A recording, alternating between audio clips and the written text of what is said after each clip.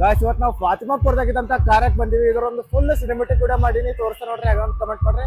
ಚಲೋ ನೋಡಿ. ಕೊಲೆಗಡುಕನ ಕಥೆಯ ಮುಗಿಸಿ ಕೊರಳ ನರವ ಕಡಿದು ಮುಗಿಸಿ ಇಂಚಿಂಚಾಗಿ ದೇಹ ಸೀಳಿ ನಡು ಬೀದಿಲಿ ನರ ಕತ್ತರಿಸಿ ಈಟದಂಗೆ ಹೊಸಕಿ ಬಿಡಲು ಬಿಸಿಯ ರಕ್ತ ಬಸಿತು ಬಿಡಲು ತುಂಡು ತುಂಡು ತುಂಡರಿಸಲು ತಪ್ಪುಗಳ ತಲೆ ಕಡಿಯಲು ಅಬ್ಬರಿಸುತ್ತ ಬೊಬ್ಬಿರಿಯುತ್ತ ಬಲಿಪೀಠ ಅಣಿ ಮಾಡಿರುವೆ.